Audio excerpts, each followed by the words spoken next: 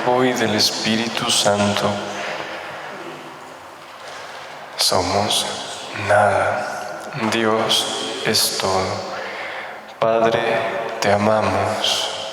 Continúa divina voluntad, pensando en nuestras mentes, circulando en nuestra sangre, mirando en nuestros ojos, escuchando en nuestros oídos, hablando en nuestras bocas, respirando en nuestros respiros, palpitando en nuestros corazones, moviéndote en nuestros movimientos, sufriendo en nuestros sufrimientos, y nuestras almas unidas a tu voluntad sean los crucifijos vivientes inmolados para la gloria del Padre.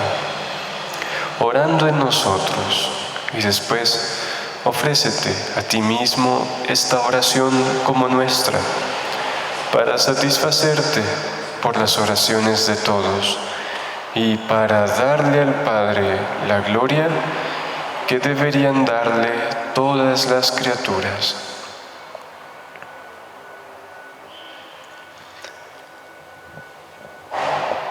Ave, ave, ave María, ave,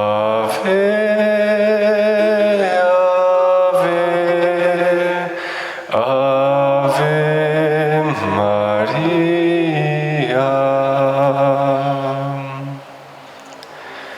En nombre del Padre, y del Hijo, y del Espíritu Santo.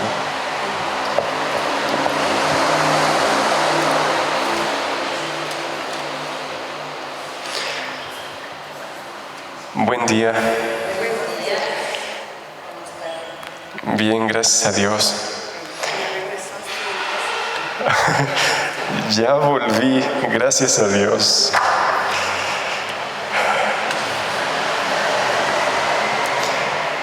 Gracias a Dios que nos permite continuar con la vida en la que Él nos pone, donde Él quiere que estemos, haciendo lo que Él mismo quiere hacer en nosotros. Y el punto es nosotros querer lo que Dios quiere y dejarlo hacer lo que Él quiere hacer. Porque podemos estar en nuestra casa, podemos incluso hacer lo que debemos, pero si no lo hacemos con esa alegría que da la unión con Jesús, esa alegría de querer lo que Él quiere,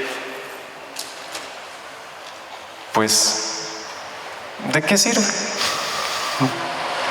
No quiere decir que no haya tristezas, las habrá, pero en el fondo del alma Dios pone la alegría de Él mismo. Bueno,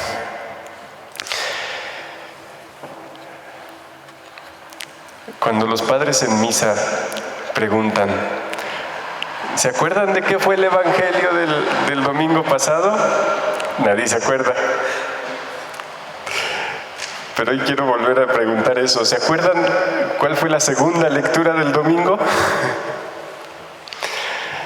Del domingo ¿qué día es hoy? 2. Entonces fue 30 de septiembre de 2019. Domingo. ¿Qué fue la lectura? El Evangelio fue el pobre Lázaro y el rico Epulón. Pero la lectura,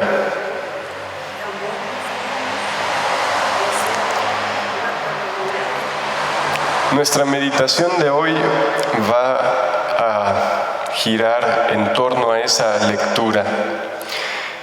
Me da la impresión de que por el Evangelio tan gráfico, o sea que es así como una historia que Jesús cuenta de Lázaro y el rico Epulón, casi todas las homilías se centraron allí, en compartir, en amar, en la esperanza del cielo.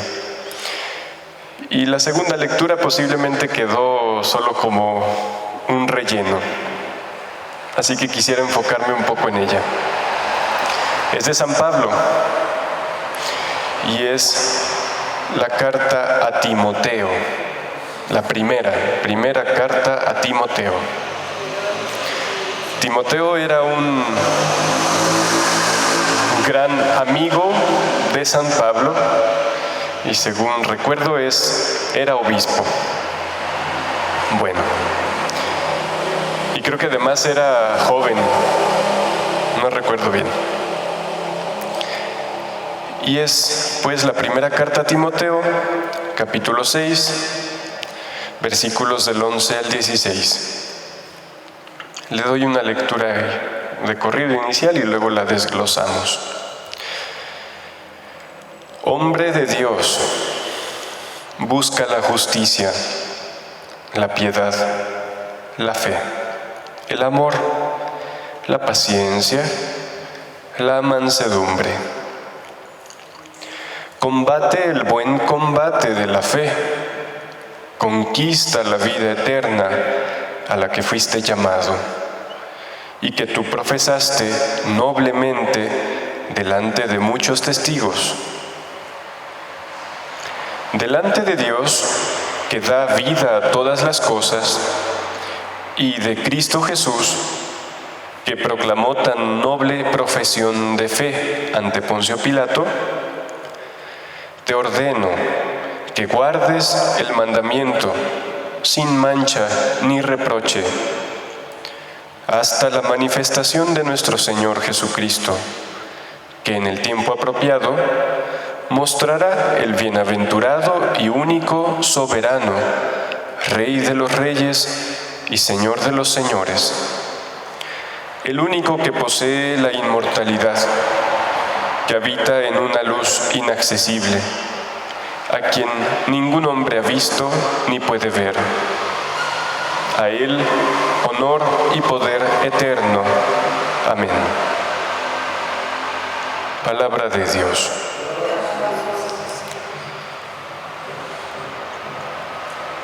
¿Qué aprendieron?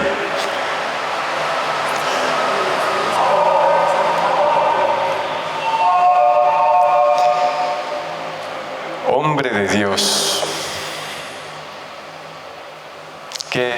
¿Por qué le dice así, hombre de Dios?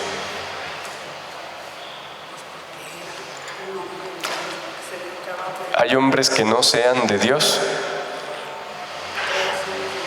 Todos somos de Dios, pero aquí San Pablo se refiere a Timoteo al decirle hombre de Dios como alguien que busca a Dios, alguien que aquello que lo describe es su anhelo de solo ser de Dios. Tú puedes ser definido como un hombre, mujer de Dios, lo cual no significa alguien que rece mucho, que participe en todas las actividades de la parroquia, porque todo eso se puede hacer buscándose a sí mismo. Todo tu interior está enfocado a ser de Dios.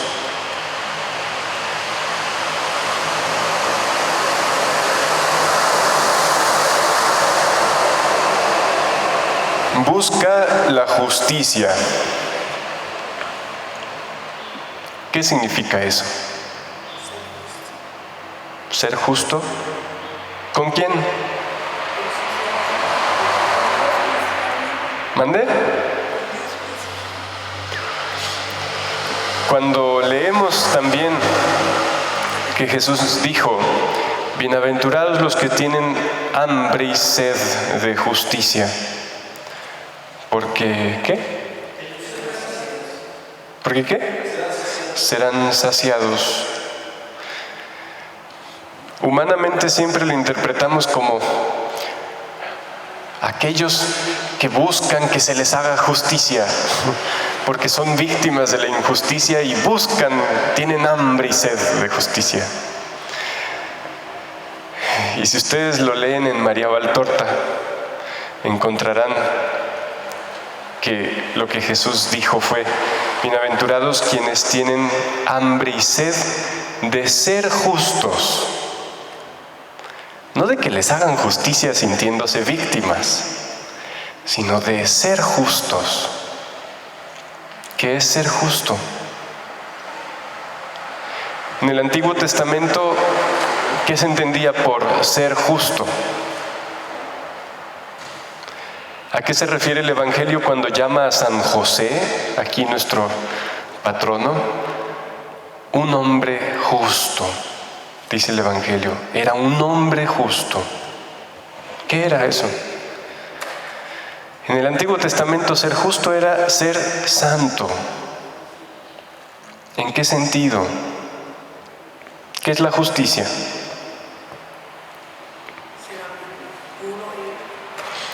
Pero según el diccionario, ¿qué es la justicia? Darle a cada quien lo que le corresponde. ¿Qué tiene que ver eso con ser santo? Darle a Dios lo que le corresponde. ¿Y qué le corresponde a Dios? Todo. Ser justo es darle a Dios cada instante, cada acto, cada latido, cada paso, respiro, pensamiento, todo.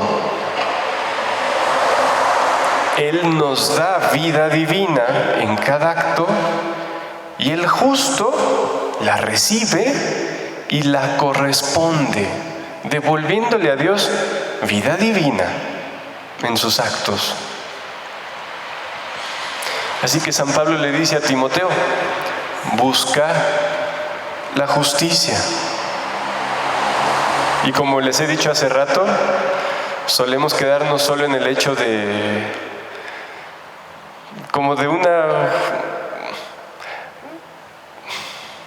una justicia muy en el plano muy humano, que desde luego debemos ser justos en todas nuestras cosas que hagamos y no cobrar de más por lo que no se debe y no todo eso. Claro, todo eso está incluido, pero en el sentido más profundo, buscar ser justo es darle a Dios todo el tiempo, no negarle nada. La Virgen le dice a Luisa en el libro de la Reina: no le niegues nada a Dios. ¿Qué cosas aún le niegas?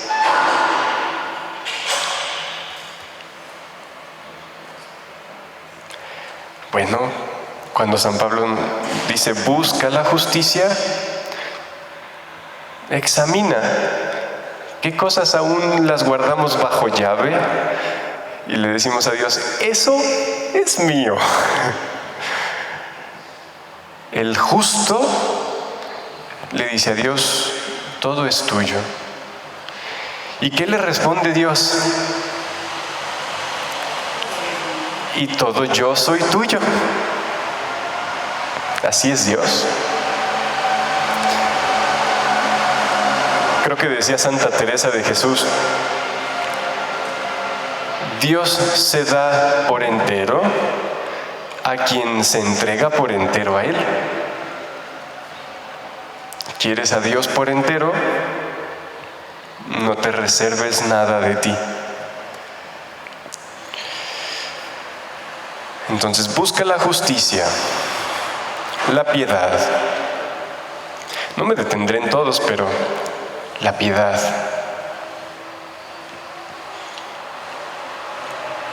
Ese espíritu, en el mismo sentido, de relación hacia Dios.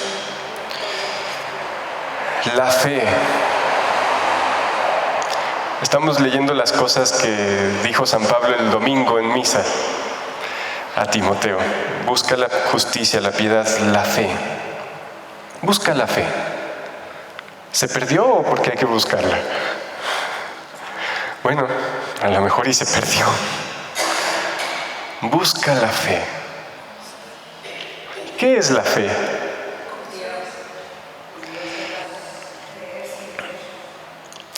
Muchas veces esa es una definición que está en automático en la mente de todos. ¿Qué es la fe? Creer sin ver. Es un aspecto de ella, pero no es el más importante. No es lo esencial. Es indispensable, pero no es lo esencial. La fe. Es común escuchar personas decir, oh, yo tengo bien mucha fe. Habrán escuchado muchas veces eso, de gente muy buena, seguramente. Yo tengo bien mucha fe en Dios. Es muy común oír eso. Pero si preguntas, oye, ¿y qué es fe?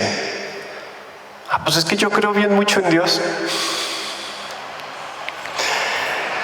A veces pensamos que tenemos fe porque estamos convencidos de que Dios va a hacer nuestra voluntad. Es que yo le pido bien mucho a Dios y yo sé que Dios va a hacer lo que yo le pido. El alma con fe no es esa. El alma con fe es la que ora para ella hacer lo que Dios quiere que se haga. No la que quiere forzar a Dios a hacer lo que ella quiere hacer. Es al revés. Se debe orar para uno querer lo que Dios quiere y hacerlo, no para que Dios haga lo que yo quiero. Bendito es Dios que no hace lo que nosotros queremos. A veces sí, a veces sí, pero ojalá que siempre se haga lo que Él quiere y que nosotros coincidamos en lo que Él quiere. Porque también alguna vez en un retiro que está grabado, alguien preguntó, ¿y cómo sé qué es lo que Dios quiere? Y alguien contestó, es bien fácil. Pregúntate, ¿qué quieres tú? Yo quiero tal cosa. Pues eso es lo que Dios no quiere. Imagínense, así como que no, pues órale, ya estuvo, ¿cómo? ¿Cuándo? Y Tom Fay, en su siguiente charla, quiso hacer un ajuste a eso y respondió. Y dice, no es siempre así. Conforme el alma más conoce a Dios y más lo ama, llega a coincidir cada vez más en lo que Dios quiere. Y entonces, muchas veces el alma quiere lo que Dios quiere. Y en ese caso no hay por qué ir en contra. Entonces, bueno. Pero, entonces, ¿qué es la fe?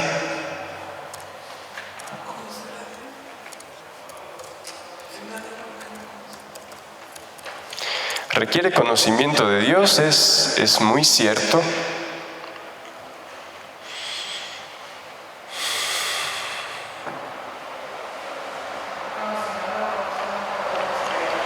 El Catecismo de la Iglesia en el 150 nos dice, ya lo hemos leído muchas veces, dice, la fe es ante todo, o sea, entre las muchas cosas que incluye la fe, ante todo, es una adhesión personal del hombre a Dios. ¿Qué es? Adhesión. Que no significa nomás, aquí está Dios y yo estoy aquí junto. ¿Adhesión de qué?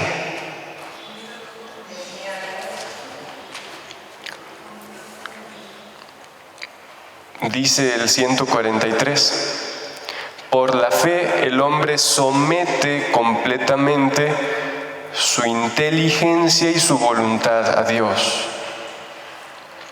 Entonces es una adhesión de ¿qué? ¿Qué adhiero a Dios? Mi inteligencia y mi voluntad. Mi inteligencia en el acto de conocerlo y de creer lo que Él me dice.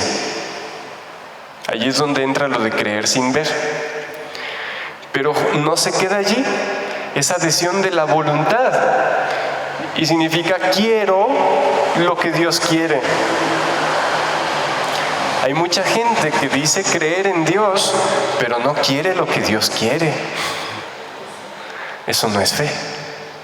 Son las dos cosas juntas. Adhesión personal, o sea, adhiero toda mi persona a Él, específicamente mi inteligencia a su verdad y mi voluntad a la suya.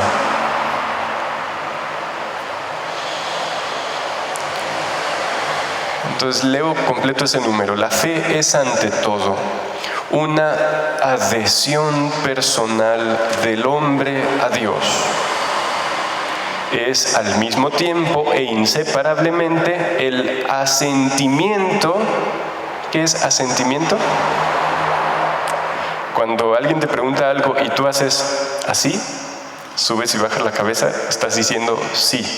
Eso es asentir, estar de acuerdo. Es el asentimiento libre a toda la verdad que Dios ha revelado. Asentir libremente, ¿qué cosa?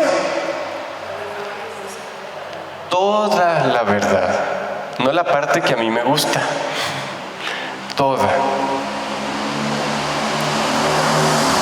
Porque lo que vemos ahora en el mundo, entre las sectas e incluso dentro, en algunos ámbitos de nuestra iglesia, es ese asentir, querer la parte de la verdad de Dios que me gusta y quitarle lo que no. Y no, el catecismo es muy claro. Asentimiento libre a toda la verdad que Dios ha revelado.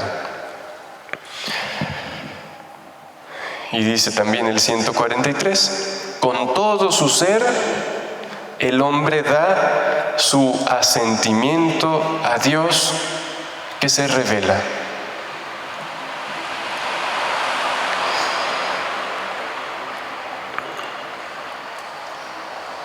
Quiero detenerme un poco en esto de la fe, porque varias veces lo toca San Pablo.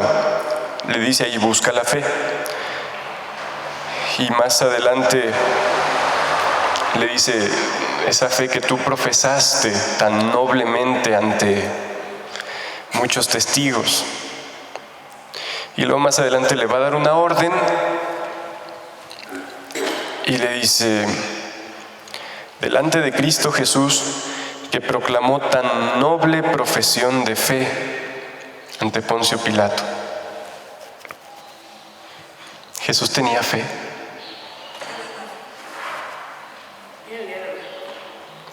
Jesús es la fe.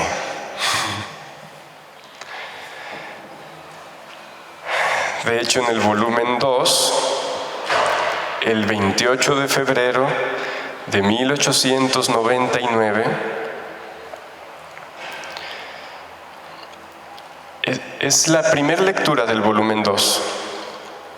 Ustedes saben que el volumen 1 del Libro de Cielo es lo que Luisa escribió de todo su pasado.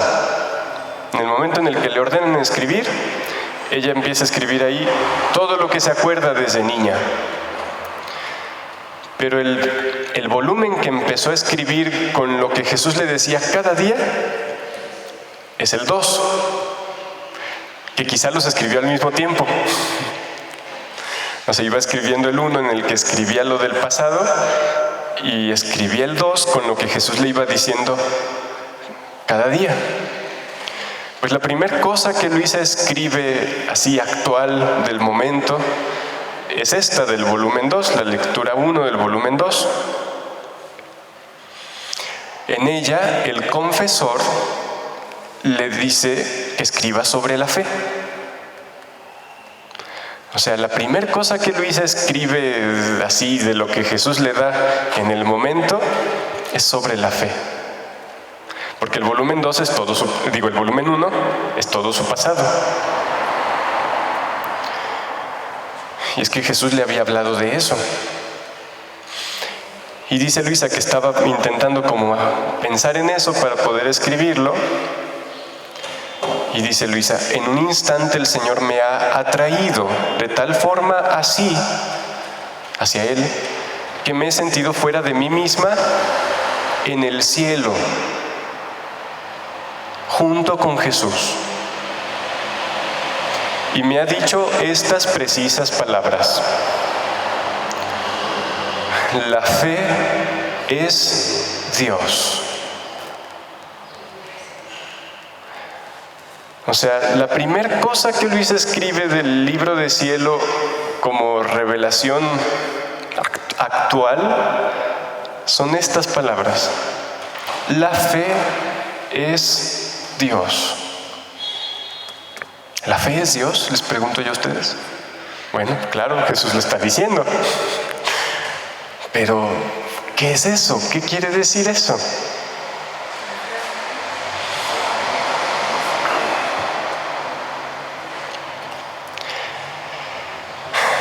Dice Luisa, en estas dos palabras contenían una luz inmensa que es imposible explicarlas, pero como pueda lo diré. En la palabra fe comprendía que la fe es Dios mismo. ¿Pero por qué dice que la fe es Dios? Jesús lo dijo y Luisa lo repite, pero ¿por qué dice que la fe es Dios?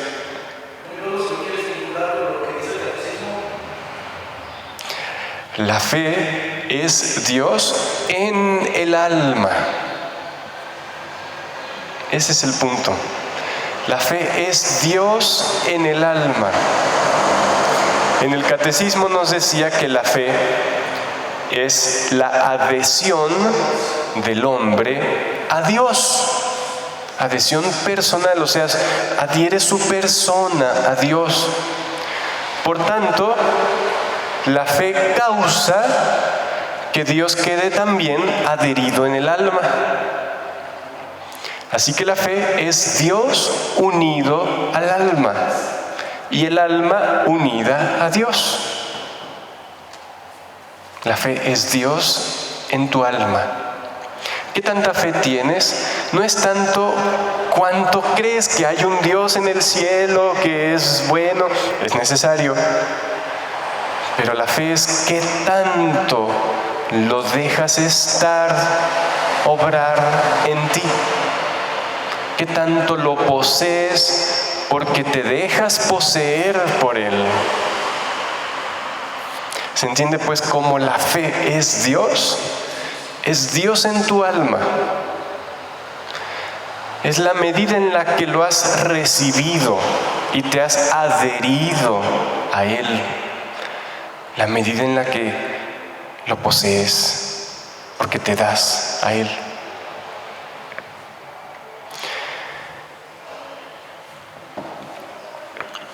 Y dice, así como el alimento material da vida al cuerpo para que no muera, así la fe da vida al alma. Sin la fe el alma está muerta, porque la fe es Dios. ¿Y qué es la vida del alma? Dios, es decir, la fe, su unión con Dios. La fe vivifica. La fe santifica, la fe espiritualiza al hombre y lo hace tener los ojos fijos en el Ser Supremo.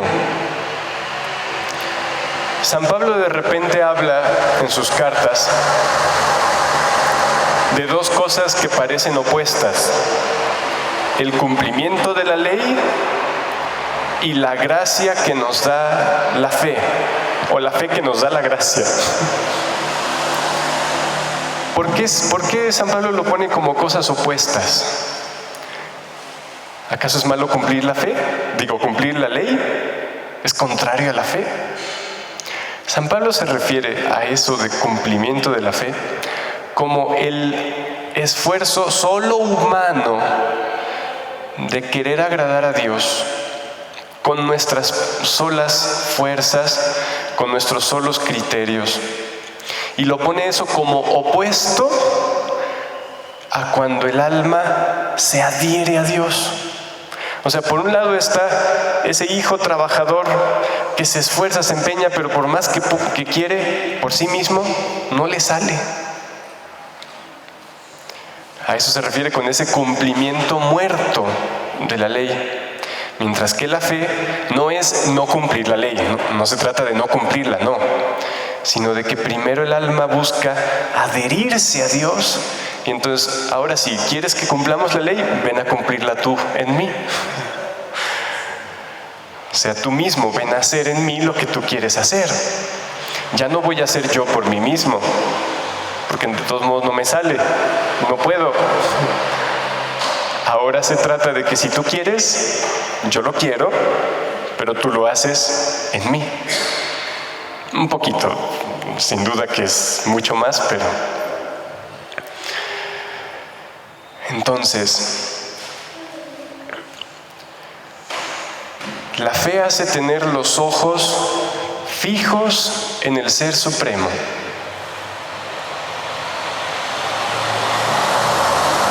¿Cómo es eso? Jesús le dirá en algún lugar a Luisa, en el volumen 1, que él le enseña cómo cumplir sus deberes, cuando Luisa todavía no estaba del todo en cama, pero después también. Y pues Luisa era hija de campesinos y les ayudaba en los deberes. Entonces Jesús le dice esto: quiero que tengas un ojo en lo que estás haciendo y otro en mí. La fe de algún modo es eso.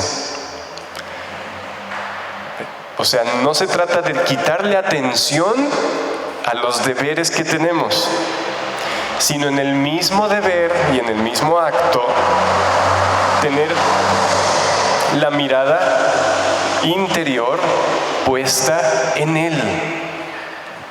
¿Sí? Bueno. Tener los ojos fijos en el Ser Supremo, de modo que nada toma de las cosas de acá abajo. Y si las aprende en Dios.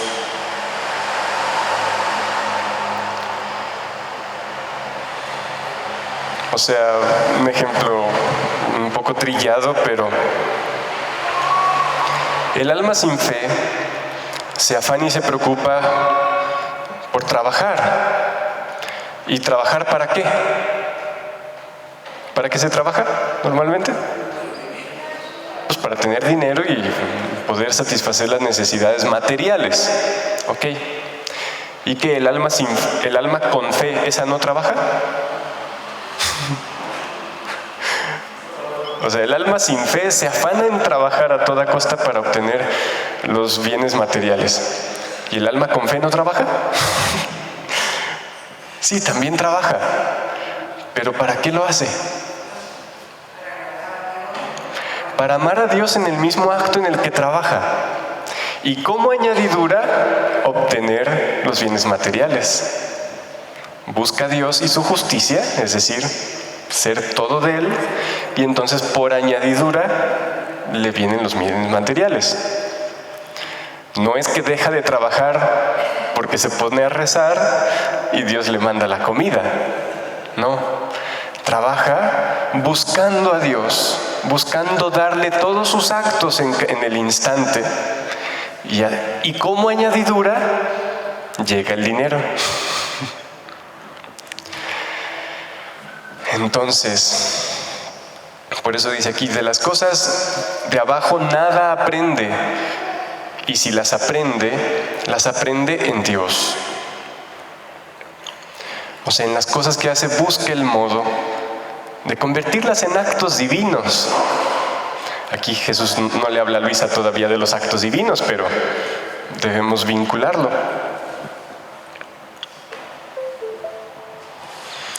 Oh, la felicidad de un alma que vive de fe. Su vuelo es siempre hacia el cielo. ¿Qué es eso? Su mente y su corazón están enfocados en el cielo. Y no descuida lo que hace abajo, sino que lo hace ordenado hacia el cielo. En todo lo que le sucede se mira siempre en Dios. Y aquí, como en la tribulación, la fe la eleva en Dios y no se aflige, ni siquiera un lamento, sabiendo que no debe formar aquí su contento, sino en el cielo. Se puede sentir tristeza de las cosas que nos atribulan, pero el punto es que en medio de eso, sabes que hace algún tiempo alguien me escribía por cosas difíciles de su familia, enfermedades, de sí y de sus familiares, y como pude trataba de decirle: recuerda, estamos hechos para el cielo. Si tú solo piensas en la tierra, pues cuando llega la enfermedad, qué horror, porque ya se acabó todo. Pero si tú piensas en el cielo, cuando llega la enfermedad es: mira, ya más cerca. Santa Teresita, que ayer festejamos su día, y cuya biografía es una excelente preparación a vivir en la divina voluntad. Insisto, si no la han leído, léanla. O sea, no porque enseñe como tal qué es la vida en la divina voluntad, pero nos da las disposiciones necesarias, como es el verdadero amor, la verdadera humildad, de un modo muy inteligente como era propio de ella. Bueno, el día un jueves santo que se fue a acostar porque estaba enferma y no la dejaron rezar toda la noche, se fue a acostar y al acostarse sintió que se le vino algo por la garganta, un líquido. Ella pensó que podría ser sangre, pero no prendió la luz para ver. ¿Saben por qué no la prendió? ¿Por miedo? Oh, no, claro que no. Le dio un gusto enorme pensar que fuera sangre.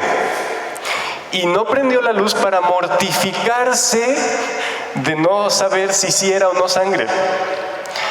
Cuando a la mañana siguiente prende la luz y ve que era sangre, ¡oh!, más alegría. Porque eso significaba que tenía tuberculosis y que en unos cuantos meses se iba. Da un poco de risa porque está como que muy fuera de nuestra mentalidad humana, de que incluso dice que a la siguiente noche, y a la siguiente noche Jesús repitió la señal. O sea, le volvió a pasar. Teresita murió de 24 años, con tuberculosis, y un alma más madura que de 90 o 100 años. Pero es un ejemplo como pues de el alma que sabe que está hecha para el cielo. Cuando llega la enfermedad, dice: oh, ya debo ir. Claro que no debemos descuidarnos por eso. Y claro que le dolía a Teresita. Fueron muy dolorosos sus últimos días, mucho. La tuberculosis lo que hace es desbaratar los pulmones. Se van desbaratando los pulmones y se van llenando de sangre así que es muy, muy doloroso. Y no quiere decir que a Teresita no le dolía, sí, pero había una alegría todavía más. El alma que no tiene fe, pues simplemente va viendo cómo su cuerpo se va acabando y primero se le acaba el alma. El alma que tiene fe, cuando su cuerpo se le va acabando, su alma va resurgiendo más. A las dos se les acaba el cuerpo, pero a una se le acaba también el alma y a la otra no. Es un decir, pues. Por eso dice aquí, oh, la felicidad de un alma que vive de fe. Su vuelo es siempre hacia el cielo. En todo lo que le sucede, se mira siempre en Dios. Y aquí como en la tribulación, la fe la eleva en Dios. Y no se aflige, ni siquiera un lamento, sabiendo que no debe formar aquí su contento, sino en el cielo. No pasa nada si llega un lamento. No pasa nada. Simplemente mantener allá la mirada. Esto lo dice Luisa con respecto a la tribulación, pero ¿qué con respecto a la prosperidad? A las buenas. Dice, oh, si la alegría, la riqueza, los placeres la circundan, la fe la eleva en Dios y dice entre sí, oh, cuánto más contenta y más rica seré en el cielo. El alma sin fe, en medio de las riquezas, de los gustos, de las comodidades, se olvida del cielo. El alma con fe no es que deje de disfrutar las cosas, las disfruta, pero no se queda con ellas. Dice, oh, en el cielo será todo mucho mejor. Así que esto es poco.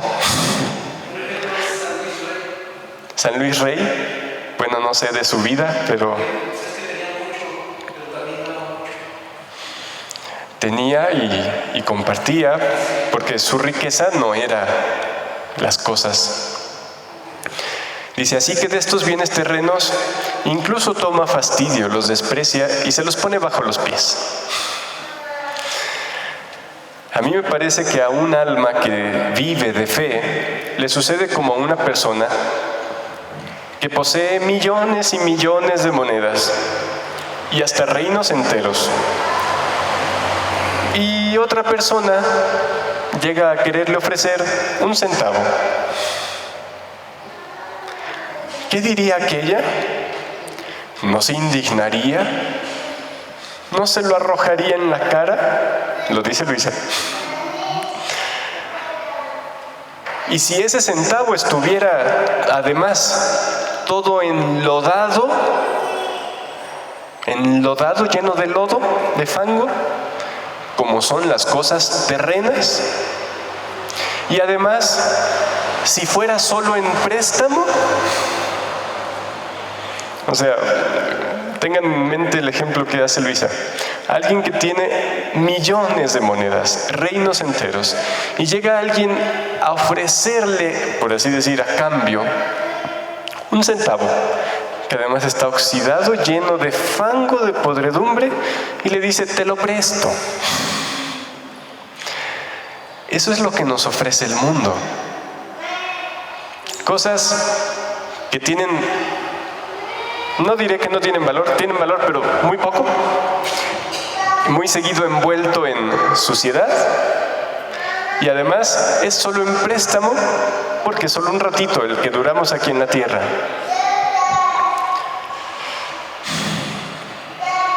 Entonces, ¿qué respondería aquella otra? Inmensas riquezas gozo y poseo, y tú osas ofrecerme este vil centavo tan enlodado y por poco tiempo.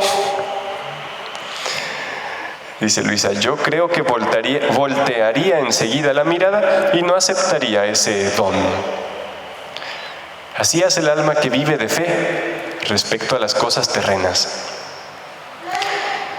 Y insisto, no es tanto que, ok, pues entonces voy a cambiar el coche por una bicicleta, y si alguien lo quiere, pues no pasa nada.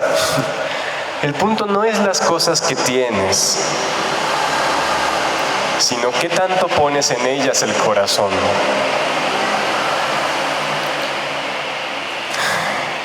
Y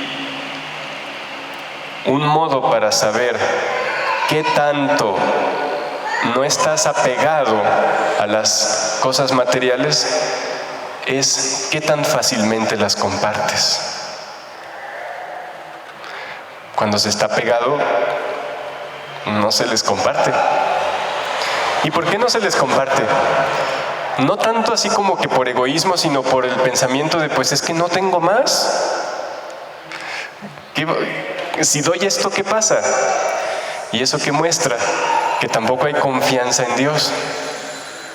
Porque quien confía en Dios dice, bueno, no es que me sobre, pero esto te comparto, y tiene la certeza de que Dios se encarga.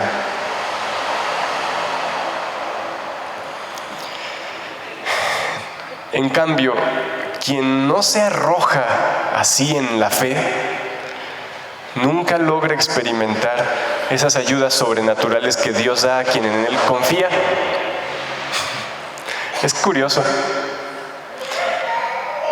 De modo que quien tiene fe continuamente ve más y más la bondad de Dios, y quien no la tiene no la llega ni a conocer. No llega a conocer la bondad de Dios.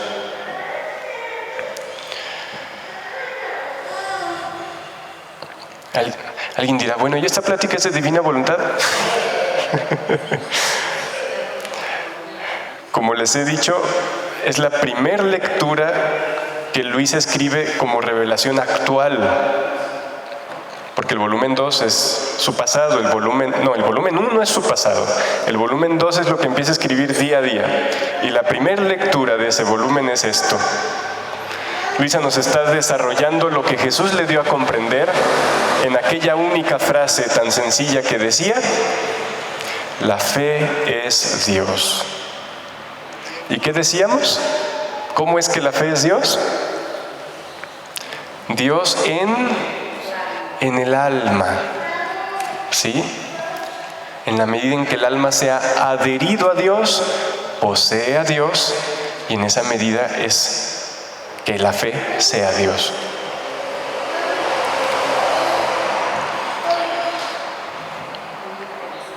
Dice otra vez Luisa, sigue desarrollando lo poco que puede decir de lo que Jesús le hace entender en esas palabras. Dice Luisa, vayamos a la idea del alimento. ¿Quién tiene hambre? El cuerpo, tomando el alimento, no solo se sostiene, sino que participa de la sustancia del alimento, que se transforma en el mismo cuerpo. O sea, nuestro alimento no es solo que entre, se queda guardadito un ratito allí en un recoveco del estómago y inmediatamente salga y solamente saquemos de allí como que poquita energía. No. Tomamos la materia del alimento, se transforma y va a cada una de las células, o sea, lo hacemos, nuestro alimento se convierte en nuestro cuerpo. De algún modo nos convertimos en lo que comemos. Hacemos que lo que comemos se convierta en nosotros también. Y lo que desechamos es, sí, lo que sobra, pero también las partes de las células y de todo esto que ya no se necesita. Quien sepa de medicina sabrá que estoy diciendo cosas medias raras, pero el punto es que la materia del alimento no solo llega, entra y sale, sino que se convierte en parte de nuestro ser. ¿Sí? Tan así que la grasa, ahí vemos dónde se queda y cosas más. Bueno, pues dice Luisa, ahora, así el alma que vive de fe, entendiendo la fe como alimento también, y como la fe es Dios mismo, el alma viene a vivir del mismo Dios, y alimentándose del mismo Dios, viene a participar de la sustancia de Dios. O sea, el alma que vive de fe no solo se sostiene en las buenas y en las malas con la ayuda de Dios. ¿Qué está queriendo decir aquí Luisa? El alma que vive, se alimenta de la fe que es Dios mismo, se transforma en Dios. ¿Se entiende? O sea, la fe no es solo para sostenerte. Claro que sostiene, pero tiene otra finalidad más profunda, que es transformarte en aquel de quien te alimentas. Así como el cuerpo, si se alimenta de de lo que se alimente, hace suyo eso, se convierte en eso que come. Igualmente el alma, y eso es parte de la finalidad de la Eucaristía, ¿sí? No solo llegar, mi mamá ayer hablaba en la radio Santa Teresita de esto, no solo comer a Jesús y decir, Jesús, gracias por venir, me ayudas, me acompañas, sino Jesús al venir busca transformar a su criatura en Él. Y continúa Luisa, el alma alimentándose del mismo Dios viene a participar de la sustancia de Dios, y participando viene por tanto a asemejarse a Él y a transformarse con el mismo Dios. Por lo tanto, al alma que vive de fe le sucede que santo es Dios, santa es el alma. Potente es Dios, potente es el alma. Sabio, fuerte, justo es Dios, sabia, fuerte, justa el alma. Y así de todos los demás atributos de Dios. En suma, el alma llega a ser un pequeño Dios. O sea, adquiere la completa semejanza con Jesús y además Dios mismo vive en el alma. Oh, la bienaventuranza de esta alma en la tierra, para ser luego más bienaventurada, es decir, feliz, en el cielo.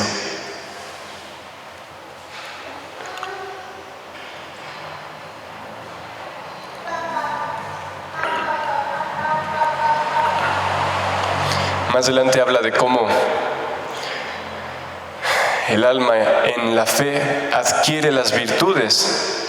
O sea, en la medida en que conoce a Dios, piensa en Él, lo quiere, enfoca todas sus acciones a Él, Dios automáticamente le va participando de sus cualidades, de las de Él.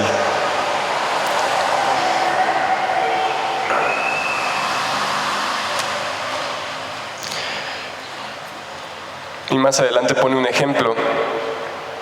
Dice que el alma en la fe es como esos pajaritos que viven en los árboles, viven en las zonas altas, pero de vez en cuando tienen que bajar a tomar un grano, a tomar alimento a la tierra.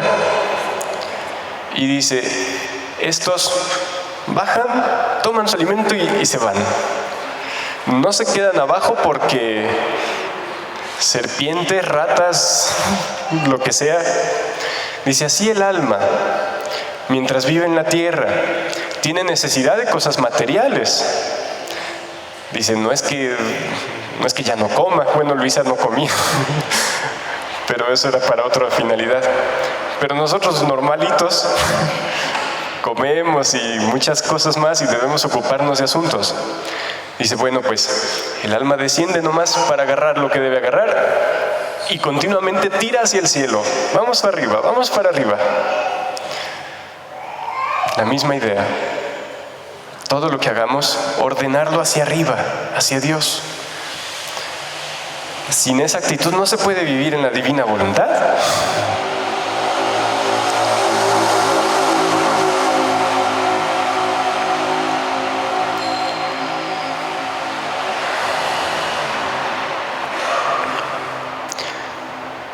Entonces la fe es Dios.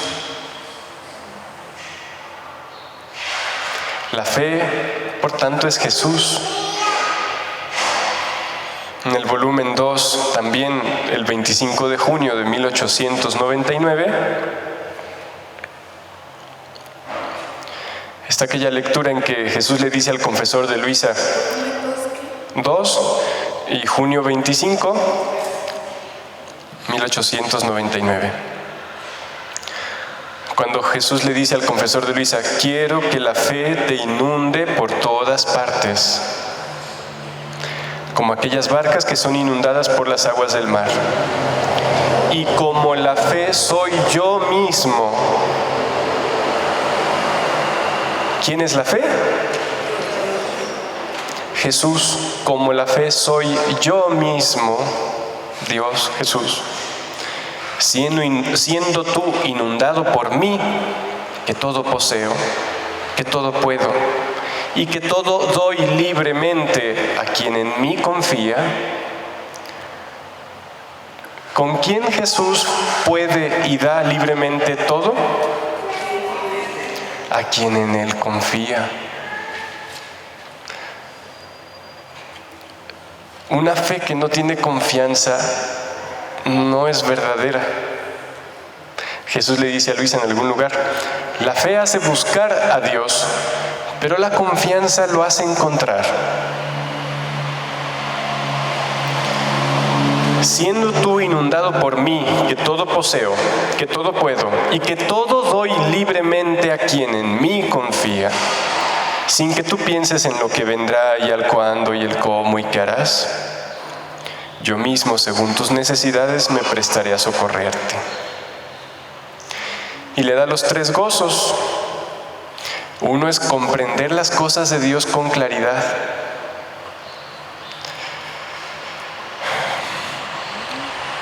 Al comprender a Dios y por tanto al ver la naturaleza divina que es toda amor que se da al alma, el alma encuentra en ello un gozo sublime. Y los demás gozos, que es el fastidio de las cosas terrenas y el gusto por las cosas celestiales y el desapego de todo. Es decir, ya no vivir así con la mente todo el tiempo apachurrada y enfocada en esto, aquello, lo otro. Bueno. Entonces le dice,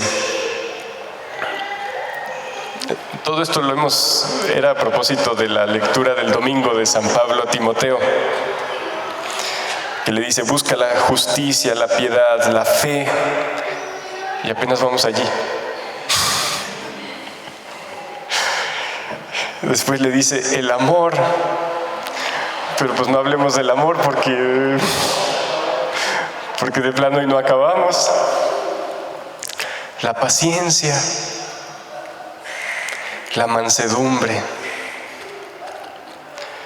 ¿Qué es la mansedumbre?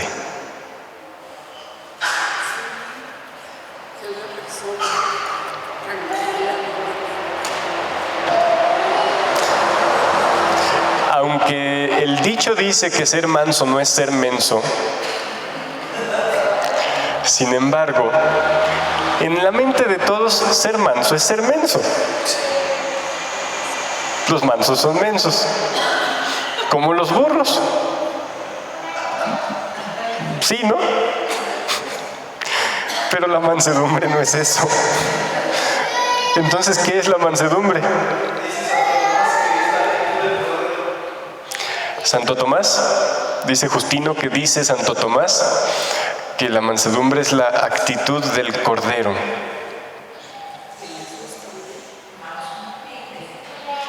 Manso y humilde, dijo Jesús. ¿Dónde está eso?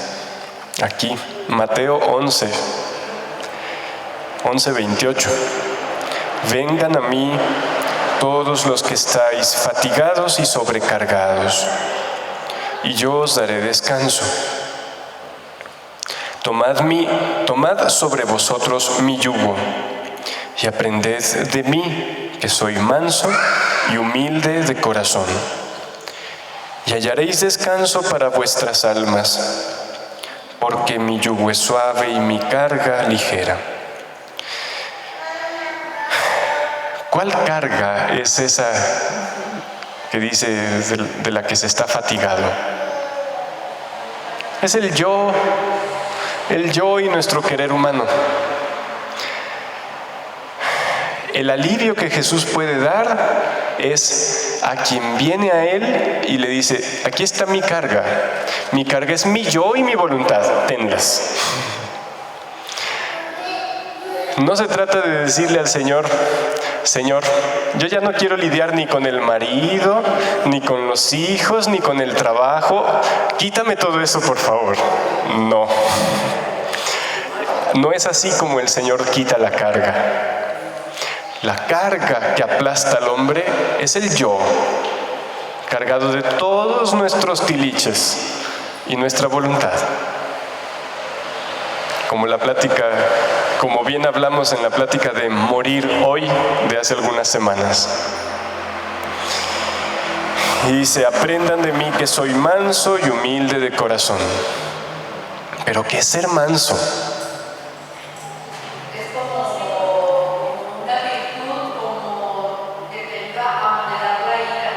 Una virtud que ayuda a moderar la ira. Estaba leyendo un poco sobre eso.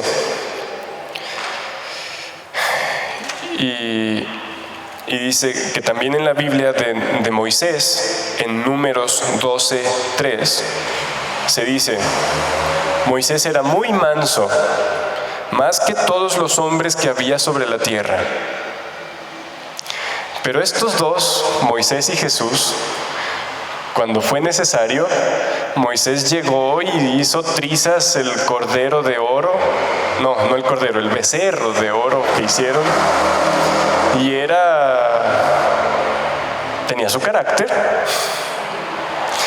Jesús a su momento llegó al templo, y creo que fueron 2 veces, y volcó las mesas de los cambistas y con un látigo echó a todos fuera.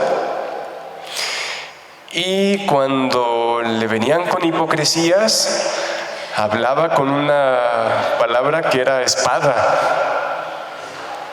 Entonces, ¿qué es la mansedumbre? Porque esas actitudes parecen opuestas a la mansedumbre. Y leía que se suele confundir la mansedumbre con la timidez. Y dice: la mansedumbre es una virtud, la timidez es un vicio. No la timidez de carácter. O sea, hay personas que no son así de mucho hablar, de mucho mostrarse, no. Dice: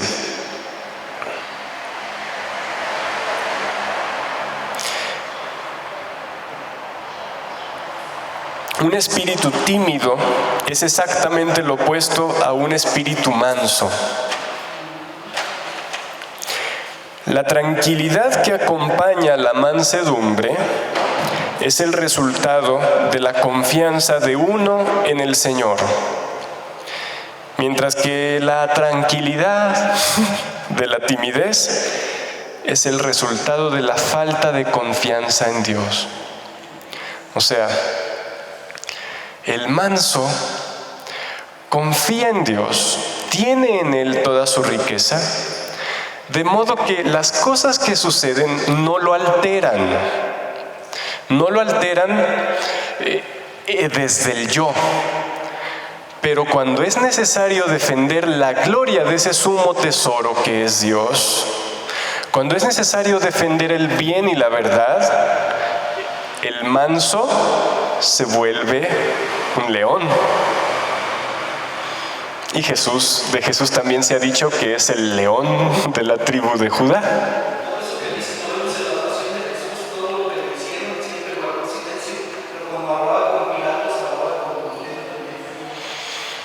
Sí. O sea, mientras que la timidez es que tengo miedo, no puedo, no sé, mejor me quedo así. ¿Ven la diferencia pues de la mansedumbre con la timidez? El manso es el que confía completamente en Dios, ordena hacia Él todas sus acciones y si es necesario defenderlo incluso con violencia, lo hace. En cambio, el tímido, cuando tiene que hacer las cosas, tampoco las hace. Porque solo está cuidando de sí mismo, de su comodidad. Y quería hacer la distinción entre personas que son tímidas de carácter. Yo conozco personas que son tímidas de carácter, pero que saben hacerse violencia a sí mismas para rechazar el mal, para rechazar las tentaciones, que son muy entregados al bien, aunque socialmente no tengan la mayor habilidad. Y se entregan más que un hablador. ¿Sí? Entonces, hay también distintos tipos de timidez. De hecho, hay una bienaventuranza que dice: bienaventurados los mansos, porque ellos recibirán la tierra por herencia. En Mateo 5:5. Entonces, esa mansedumbre de Jesús es ese no ser movido por su voluntad humana, no ser movido solo por pasiones, no ser movido solo por sentimientos, por deseos egoístas, sino ser movido por esa voluntad divina que siempre busca el bien a costa de lo que sea. El tímido, de hecho, ¿ya ven cómo es lo opuesto? Es el que, para no hacerle violencia a su propio yo, se queda siempre cómodo. De hecho, también el Evangelio dice, en Mateo 11:28, no tengo el versículo, pero es Mateo 11, capítulo 11. El reino de los cielos sufre violencia y los violentos lo arrebatan. ¿Violencia con mansedumbre? El manso se hace violencia a sí mismo para buscar el bien, mientras que el tímido no se la hace. No es violencia tanto en contra de los otros, sino sobre todo contra la propia voluntad. Ese es el tipo de violencia que es necesario tener para arrebatar el reino. Quien no se hace violencia a sí mismo no puede arrebatar el reino. No es tanto violencia a los demás, a sí mismo.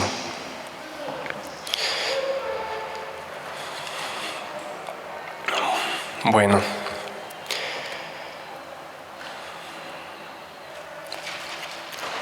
Tengo varias lecturas de la paciencia, pero no sé si...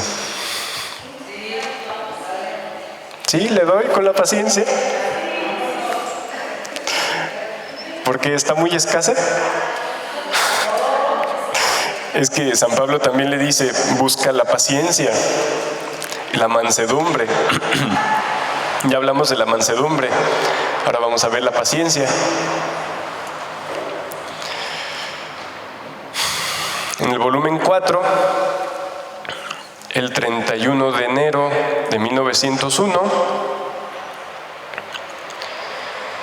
dice Jesús. Es que Luisa estaba esperando a Jesús, y ustedes saben que Jesús era bien tardado. A veces pasaban y pasaban minutos y no llegaba. Porque para Luisa aún los segundos eran eternidades si Jesús no llegaba. Entonces, pero era bien tardado. ¿Ustedes creen? A veces había días en que nomás venía hasta en la tarde. Luisa, nosotros no vemos a Jesús en toda la vida, y Luisa, porque Jesús le llega en la tarde, ya tiene siglos sin Jesús. Bueno, pero no es falta de paciencia, es que en la medida en que se conoce a Jesús, el alma se le vuelve imposible no experimentarlo. Bueno, Pero entonces es el volumen 4 y Jesús le dice: hija mía, la paciencia es superior a la pureza, porque sin paciencia el alma fácilmente se desenfrena y es difícil mantenerse pura. Y cuando una virtud tiene necesidad de otra para tener vida, se dice que esa de la que se tiene necesidad es superior a aquella. Es más, se puede decir que la paciencia es la custodia de la pureza. Es la escalera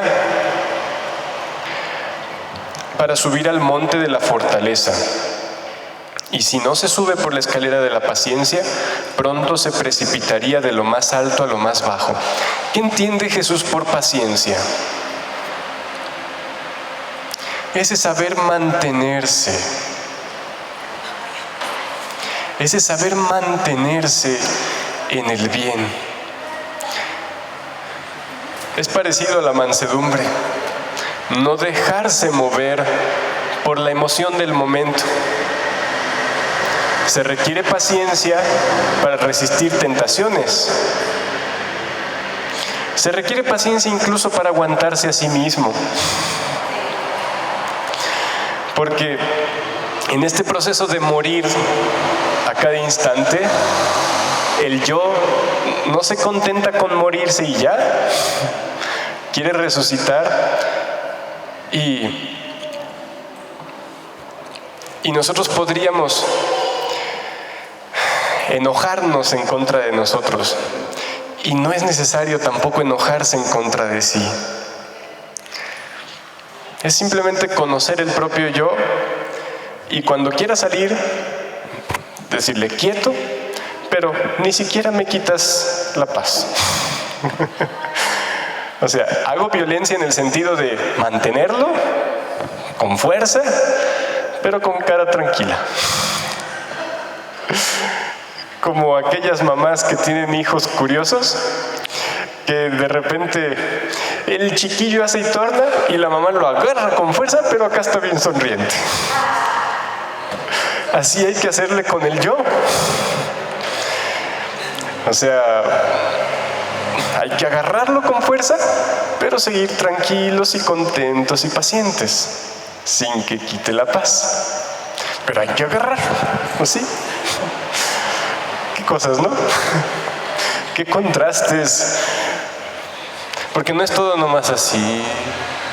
Y la violencia que se requiere no es enojo. Es todo un orden perfecto y equilibrado, como lo podemos ver en Jesús. Dice: la paciencia es germen de la perseverancia. Paciencia es en el momento actual, perseverancia es para siempre. La paciencia es donde comienza y se sostiene la perseverancia. Y produce las ramas de la firmeza. O cómo es firme y estable en el bien emprendido el alma paciente. ¿Cuánta gente llega a la divina voluntad y al principio, qué bonito, qué maravilla? Pero falta esa paciencia de mantenerse. Entonces, ¿cómo es firme y estable el alma en el bien emprendido, el alma paciente? No toma en cuenta ni la lluvia, ni la escarcha, ni el hielo, ni el fuego. Toda su atención está en llevar a término el bien comenzado. Solo la paciencia es la llave secreta para abrir el tesoro de las virtudes.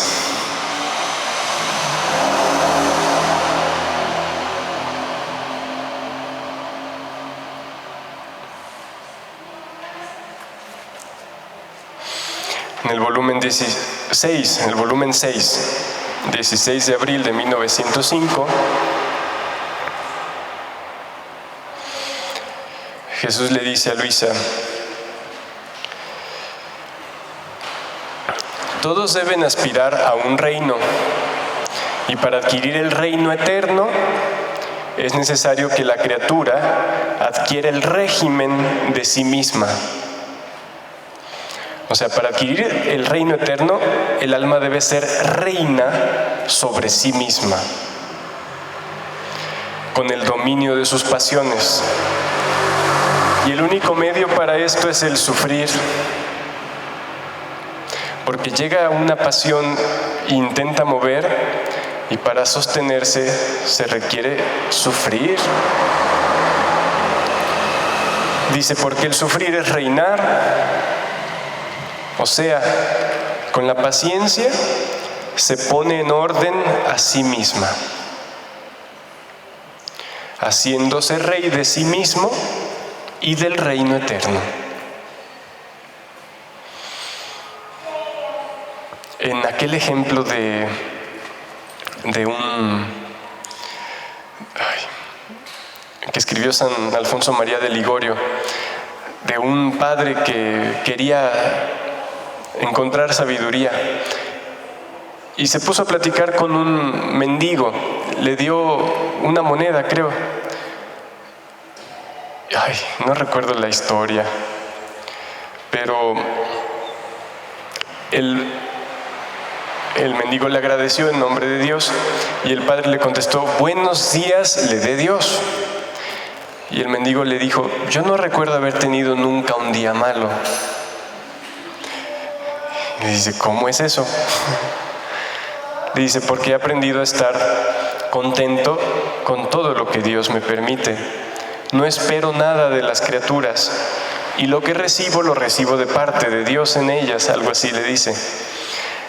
Le dice, pero no recuerdo bien cómo prosigue la conversación, y el mendigo dice que es rey. Y le dice el sacerdote, ¿eres rey? ¿Y dónde está tu reino? Y le dice, en mi interior. Allí está mi reino, en mi interior, donde todo lo tengo ordenado, porque mis pasiones obedecen a mi razón y mi razón obedece a Dios. Hay muchos reyes humanamente que no tienen reino en sí mismos. Y aquí Jesús nos habla de ese ser rey de sí mismo por medio de la paciencia, la mansedumbre, esa sana y santa violencia que se le hace al propio yo para mantenerse en el bien, y eso nos hace poseedores del reino eterno.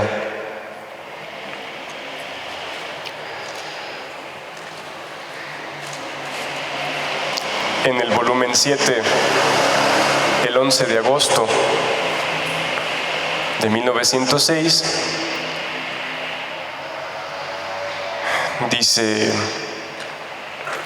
Jesús, hija mía, la cruz es un tesoro, y el lugar más seguro para poner a salvo este preciado tesoro es la propia alma. O sea, es lugar seguro cuando el alma está dispuesta con la paciencia, con la resignación. O sea, ese tesoro interior, ¿con qué se pone al seguro? Con la paciencia y la resignación a la voluntad de Dios. Y dice que sin la virtud de la paciencia, que es llave de oro, este tesoro encontrará tantos ladrones que lo robarán.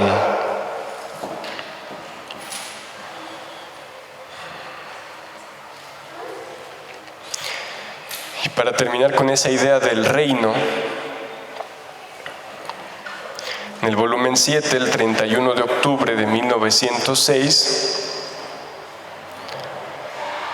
dice Jesús, cada sufrimiento que el alma padece es un dominio de más que adquiere de sí misma. ¿Cada sufrimiento qué? Que el alma padece y que lo hace en la voluntad de Dios, que lo hace en el amor. Es un dominio de más que adquiere de sí misma. Porque la paciencia en el sufrir es régimen. ¿Qué entienden ustedes por régimen?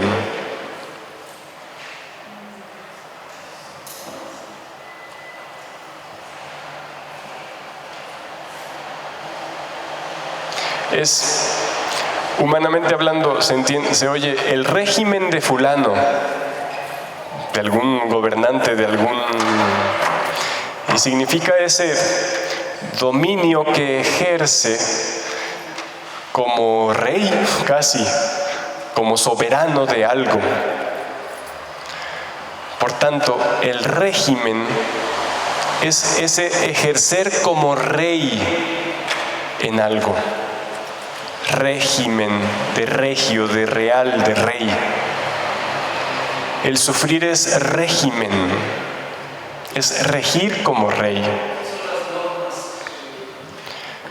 Y rigiéndose a sí misma, haciendo de rey de sí mismo, por cuanto más sufre, tantos dominios de más adquiere, y no hace otra cosa que ampliar y engrandecer su reino del cielo. Rigiéndose a sí misma, por cuanto más dominios adquiere, por cuanto más sufre, tantos dominios de más adquiere, y no hace otra cosa que ampliar y engrandecer su reino en el cielo, adquiriendo riquezas inmensas para la vida eterna. Así que cada cosa de más que tú sufres, pero que sufres en el afán de estar en la voluntad de Dios. Porque a veces sufrimos simplemente como consecuencia de nuestra voluntad humana, porque no tenemos lo que queremos, porque hacemos un caos con nuestro modo de relacionarnos con los demás y luego decimos que es Dios el que nos manda tales sufrimientos. A veces no somos justos, no somos buenos con los demás y la cosa se nos regresa y le decimos a Dios que, ay Señor, pues hágase tu voluntad. O sea, eso no lo causó directamente Dios, es consecuencia del modo propio de obrar. Así que este sufrimiento que vuelve al alma reina de sí misma es el que se hace en esa violencia de no dejarle al yo dominar, sino de que domine la voluntad de Dios en nosotros. Dice, así que cada cosa que tú sufres debes tener en cuenta que adquieres un reino de más en tu alma. Esto es un reino de gracia, correspondiente a un reino de virtud y de gloria. En la divina voluntad las virtudes no se acaban, se divinizan. O sea, este empeño de darle muerte al yo obtiene que Jesús nos participe sus mismas virtudes. De modo que ya no soy yo queriendo ser humilde, yo queriendo ser puro, yo queriendo ser las demás virtudes fuerte, sino Jesús en mí viviendo y dándonos sus virtudes, es decir, sus cualidades divinas. Así que el sentido en el que las virtudes quedan atrás es que ya no soy yo queriendo ser tal, no yo queriendo ser bueno, humilde, esto, aquello, sino ahora Jesús siendo en mí como Él es.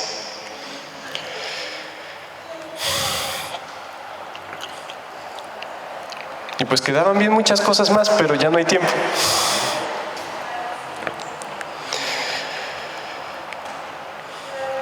Vuelvo a darle una pequeña leída a lo que decía San Pablo a Timoteo 6:11. Hombre de Dios, busca la justicia. ¿Y qué era la justicia? Darle en todo a Dios lo que le corresponde, es decir, todo. Busca la piedad, la fe. ¿Y qué es la fe? Es Dios. ¿Pero Dios dónde? ¿Dios allá en el cielo? Dios en mi alma. Porque el catecismo decía que la fe es la adhesión del hombre a Dios por el sometimiento de la inteligencia y voluntad. Si yo me adhiero a Dios, entonces Dios queda adherido a mí. porque la fe hace que Dios sea en mi alma. Y Luisa nos decía que el alma con la fe en todo vive para el cielo, y todas las cosas de la tierra las ordena hacia el cielo. Busca el amor, y aquí no me detengo. Busca la paciencia, la mansedumbre, ese mantenerse en el bien, mantenerse en Dios, dejar que la voluntad de Dios domine, rija. Y eso a una costa de hacerse violencia a sí mismo. Combate el buen combate de la fe. ¿Cuál es el buen combate de la fe? ¿Qué tan peleoneros son ustedes? ¿Qué tanto pelean, luchan? ¿Este combate de la fe contra quién es?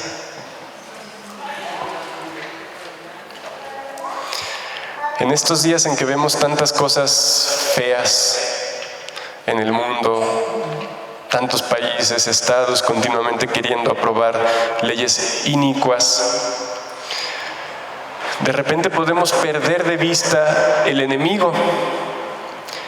El enemigo no son quienes están promoviendo esas cosas. Esos son nuestros hermanos perdidos, descarriados. No debemos verlos como nuestros enemigos. ¿El enemigo cuál es? Ciertamente está el demonio, pero no es nuestro principal enemigo.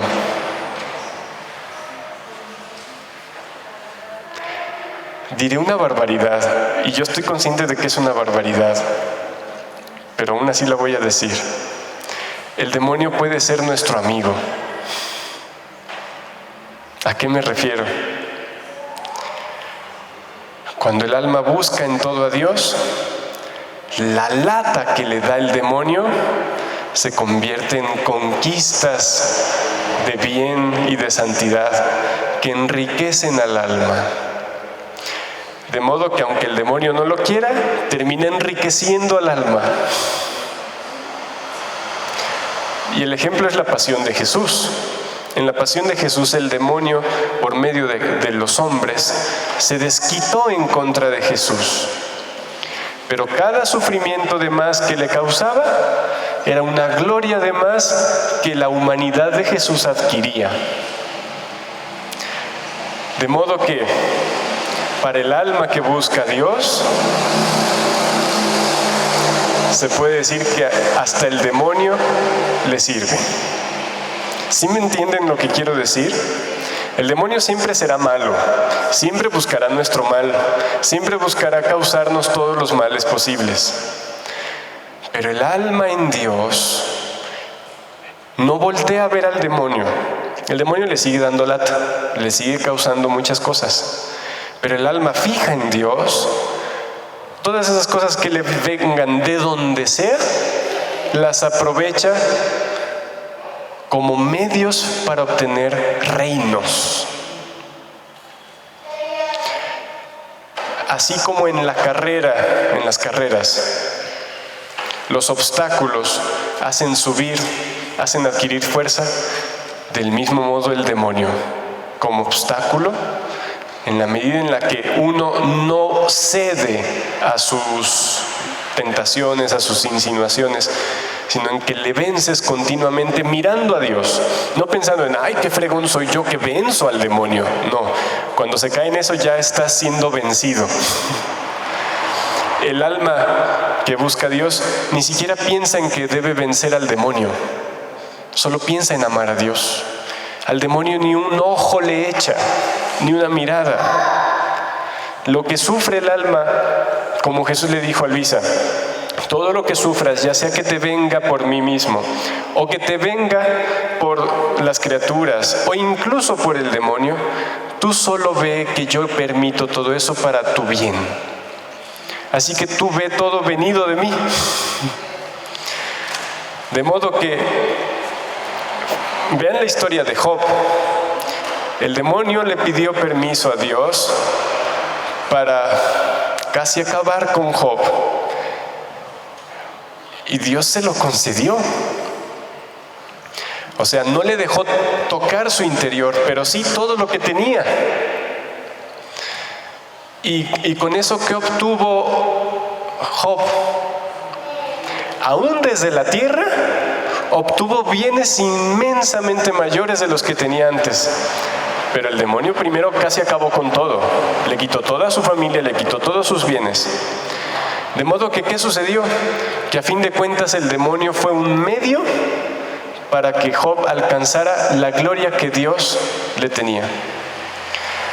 Un sacerdote exorcista de alguna ciudad del país alguna vez me dijo que Jesús le dijo a una monjita, una carmelita creo. Esta monjita estaba angustiada por el fastidio que estaba causando el demonio en la comunidad. Y ella se queja con Jesús. ¿Y qué creen que le contestó Jesús? Hija, el demonio siempre trabaja para mí.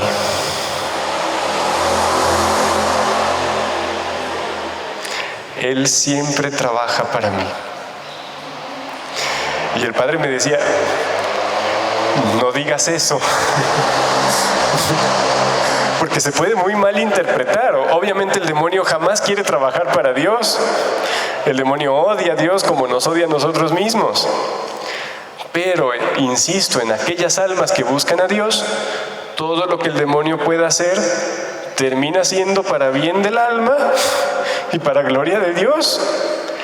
Y ese es el más grande horror de Satanás, que con lo que hace se lleva solo a los que lo quieren, pero aquellos que no lo quieren, con todas sus astucias, él termina haciéndoles un bien. Así que esto le decía Jesús a esa monjita: siempre el demonio trabaja para mí. O sea, si tú me buscas solo a mí, todo lo que él haga será para cumplimiento de mis fines en ti. De modo que el buen combate de la fe no es tanto en contra del demonio, es en contra de ¿qué? De mi voluntad, que quiere separarse de Dios. Combate el buen combate de la fe, le dice San Pablo a Timoteo. Combate el buen combate de la fe.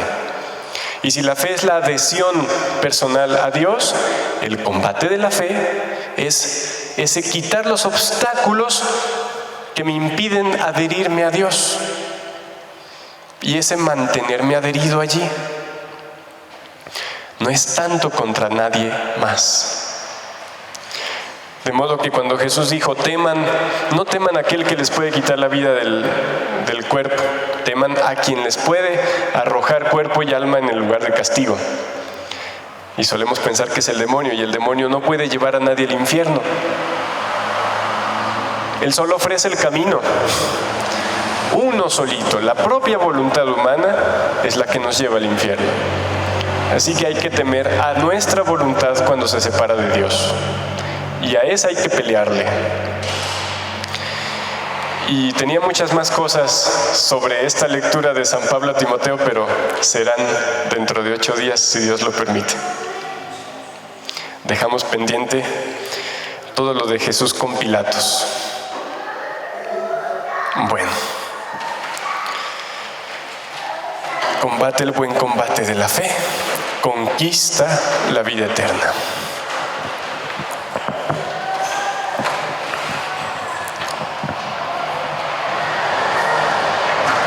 Jesús, tú eres la fe. Quiero dejarme envolver en ti, tener en ti fija mi mirada, elevar a ti todos mis actos y dejarte poner en todos ellos tu vida. En ese combate de la fe.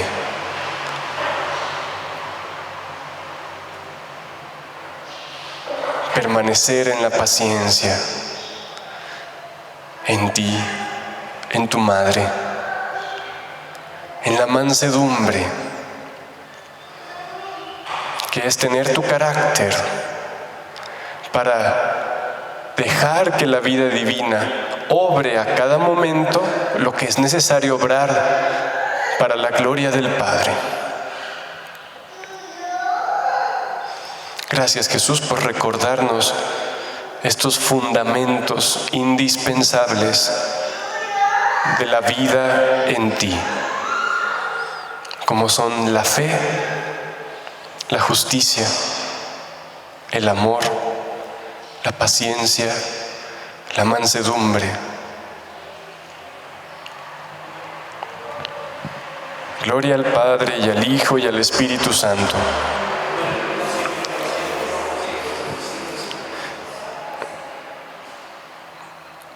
Justos, pacientes, mansos, humildes y amorosos en la voluntad de Dios siempre.